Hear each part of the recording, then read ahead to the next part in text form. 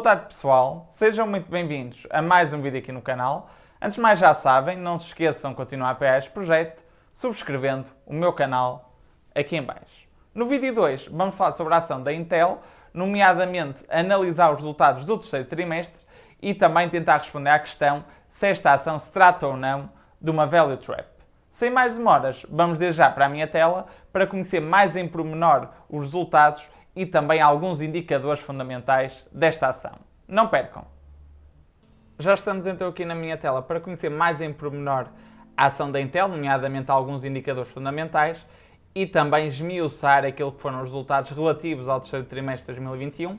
que a Intel revelou na semana passada. Portanto, começando aqui por algumas notas breves e gerais sobre a empresa e sobre a ação em concreto, podemos ver que no último ano aquilo que tem sido o comportamento em bolsa da ação não tem sido famoso quando comparado com os índices que estão claramente a viver um grande bull market,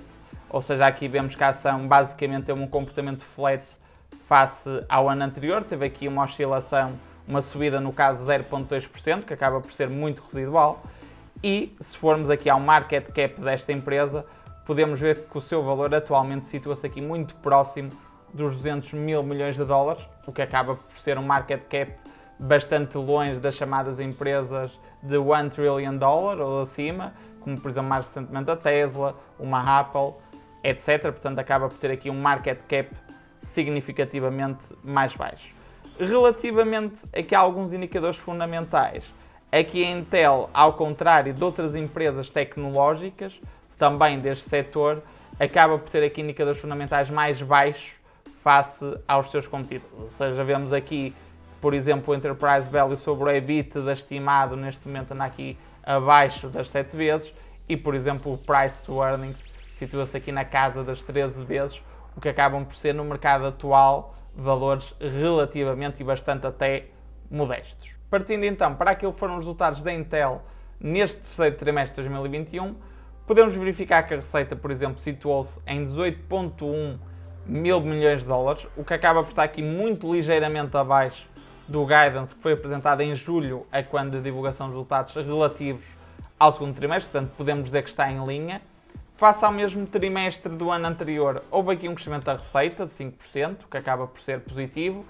A margem bruta, face ao guidance, teve aqui um comportamento positivo, foi cerca de 2,8% acima do guidance, o que são boas notícias, e acima também da margem bruta do mesmo trimestre do ano anterior. Quanto ao resultado por ação, ele aqui acabou por bater em toda a linha aquilo que era o guidance a julho, em cerca de 61 cêntimos de dólar, ou seja, aqui os earnings per share, o lucro por ação, foi de 1,71, mas aqui acabou por haver um efeito não recorrente que de alguma forma aumentou estes earnings per share. Para vos demonstrar isso, eu posso aqui apresentar a demonstração dos resultados relativa ao terceiro trimestre, só ao terceiro trimestre da Intel, e aqui podemos ver que nesta linha de ganhos em investimentos de capital, ou seja, participações que a Intel tenha noutras empresas, houve aqui um aumento muito significativo face ao mesmo trimestre do ano anterior.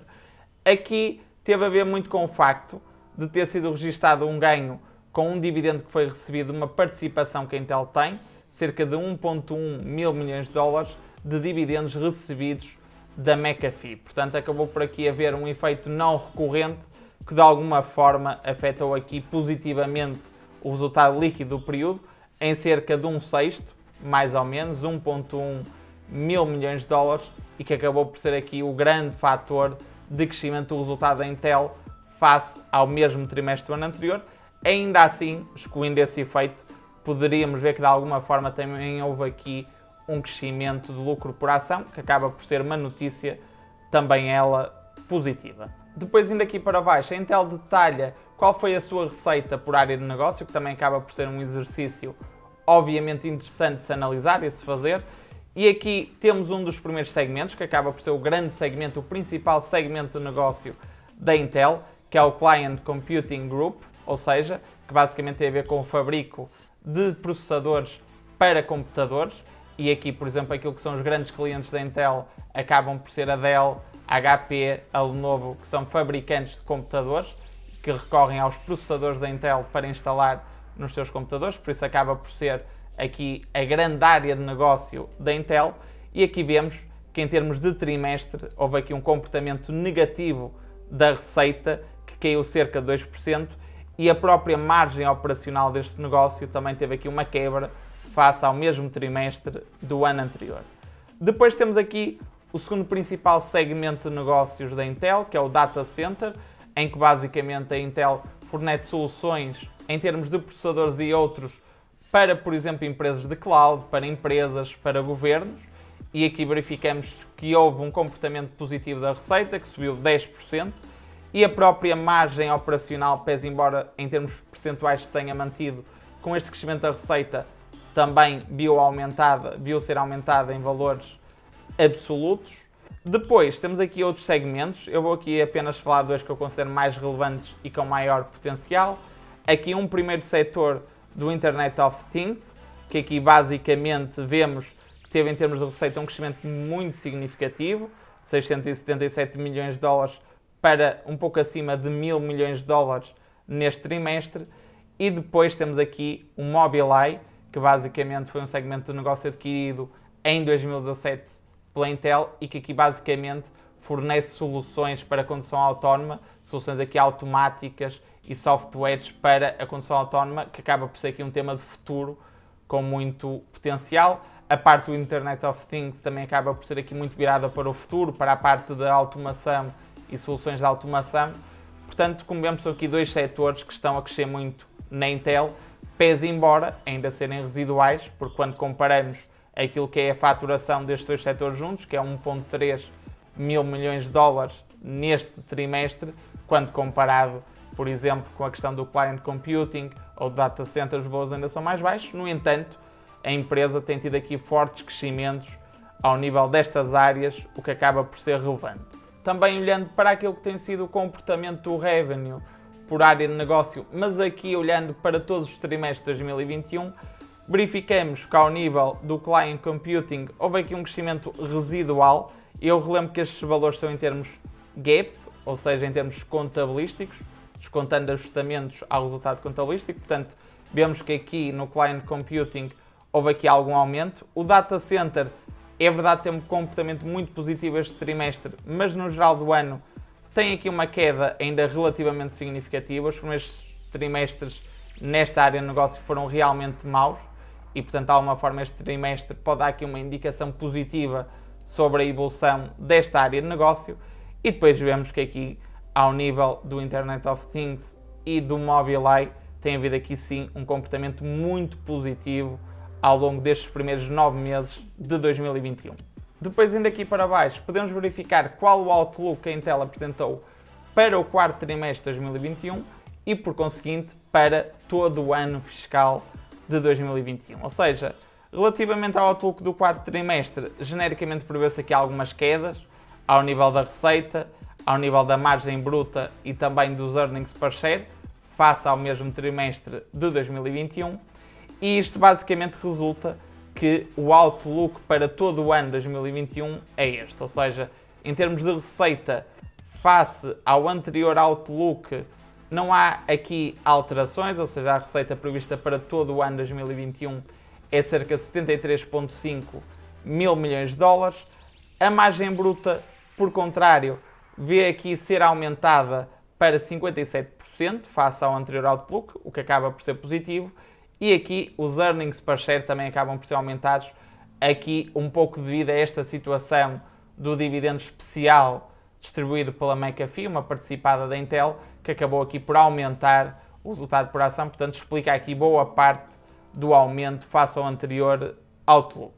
Depois aqui a Intel também fala daquilo que são as despesas de capital, ou seja, aqui um investimento que a Intel prevê para todo o ano de 2021, aqui na casa dos 18 a 19 mil milhões de dólares, e aqui o free cash flow que prevê que seja de 12,5 mil milhões de dólares. Depois também aqui a Intel dá algumas notas sobre o outlook de mais longo prazo, nomeadamente para o ano 2022 em diante. Ou seja, para o caso da receita, prevê que a mesma se situa num valor superior a 74 mil milhões de dólares em 2022, ou seja, um valor superior a 2021, ao que está previsto para 2021, e prevê que o crescimento da receita seja de 10 a 12% média anual nos próximos 4, 5 anos, ou seja, acaba por ser aqui uma notícia positiva. Por outro lado, na margem bruta, prevê que a mesma se situa nos próximos 2, 3 anos entre 51% a 53%, o que significa que, face, por exemplo, à estimativa para 2021, tal representar aqui uma quebra de margem. Mas aqui eles prevêem que é certo que nestes próximos 2, 3 anos a margem se reduza, mas após isso irá haver aqui, segundo eles, um aumento desta margem. Por outro lado, a empresa vai aumentar significativamente o seu CAPEX, o seu investimento em 2022, prevê um valor entre 25 a 28 mil milhões de dólares. Por exemplo, o valor, como vimos há pouco, para 2021 situar-se-á entre 18 a 19 mil milhões de dólares. E aqui este aumento de crescimento tem muito a ver com a questão do novo segmento que a Intel anunciou no início de 2021, o segmento Foundry, em que basicamente a Intel produz chips para outras empresas e aqui de alguma forma apenas produz seguindo aquilo que são as especificações do cliente, ou seja, a Intel acaba por entrar diretamente no mercado que atualmente é dominado por empresas asiáticas, como por exemplo a TSMC e também a Samsung, ou seja, a Intel atualmente é também ela responsável pelo design e com este segmento a Intel de alguma forma considera que existe um problema de escassez ao nível dos chips, também é considerado que existe aqui um grande domínio na produção de chips no mercado asiático, ou seja, a produção está muito baseada no mercado asiático. Como sabemos, temos aqui uma grande crise de chips a nível mundial, como tem sido sabido e que tem afetado vários setores, nomeadamente o setor automóvel. Portanto, a Intel prevê aqui fazer fortes investimentos, entrar com força neste segmento e de alguma forma isso também depois acaba por explicar aquilo que é a redução prevista para a margem bruta, ou seja,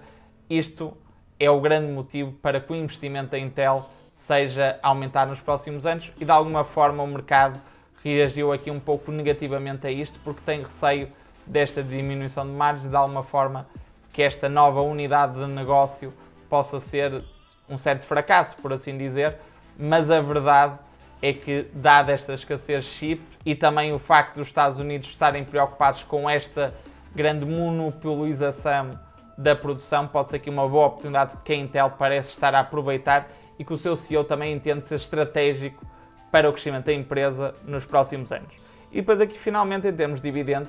eles também têm aqui um compromisso de manter um dividendo saudável, mas ao mesmo tempo também crescente. Finalmente, a título de curiosidade, apresentarmos também aquilo que foi o balanço apresentado pela empresa relativamente a este terceiro trimestre de 2021 e aqui podemos ver que genericamente a empresa apresenta uma boa situação do ponto de vista patrimonial, tendo aqui um total de ativos de 167 mil milhões de dólares para um total de capital próprio de cerca de 90 mil milhões de dólares, ou seja, temos aqui uma autonomia financeira superior a 50% e depois também claramente podemos ver que do ponto de vista de liquidez o ativo corrente situa-se aqui em cerca de 61 mil milhões de dólares e o total de passivo corrente situa-se aqui na casa dos 25 mil milhões de dólares, ou seja, aqui também uma situação de liquidez por parte da empresa bastante folgada. Resumidamente, após apresentar os resultados relativos ao terceiro trimestre de 2021 por parte da Intel, considero que a reação de mercado acabou por ser exagerada. Isto porquê?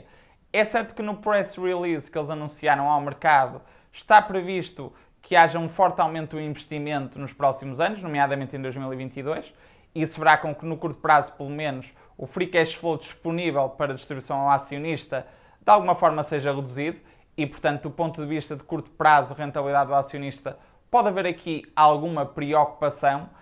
E também, por outro lado, é certo que eles anunciaram, pelo menos nos próximos 2, 3 anos,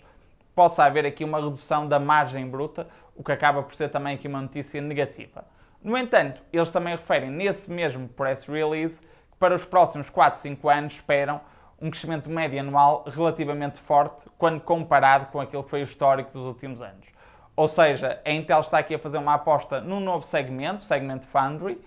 que tem muito a ver com a escassez de chips que existe no mercado e também com o facto de alguma forma os Estados Unidos, nomeadamente, pretenderem que haja uma menor dependência neste setor em específico dos países asiáticos e das empresas asiáticas, como a TSMC e a Samsung. Portanto, eu acho que esta aposta por parte da Intel pode ser interessante, pode, tal como eles dizem, de facto, gerar aqui algum crescimento orgânico. E se é certo que, pelo menos no curto prazo, possa haver aqui uma redução de margens, acredito que do ponto de vista de longo prazo isto possa gerar aqui mais receitas e, portanto, em valores absolutos, uma maior margem bruta e também um melhor resultado e, como tal, mais montantes disponíveis para distribuir ao acionista. Portanto, eu acho que de alguma forma este ponto acabou por ser desvalorizado no earnings release que eles apresentaram na semana passada e por isso eu entendo que a reação do mercado acabou por ser exagerada e espero, do meu ponto de vista e do meu ponto de vista também enquanto investidor, que no curto e médio prazo esta situação possa ser corrigida pelo mercado. Por hoje é tudo, espero que o vídeo tenha sido do vosso agrado. Caso tenham gostado, deixem o vosso like, partilhem e subscrevam o meu canal. Não percam o próximo vídeo e até à próxima. Obrigado!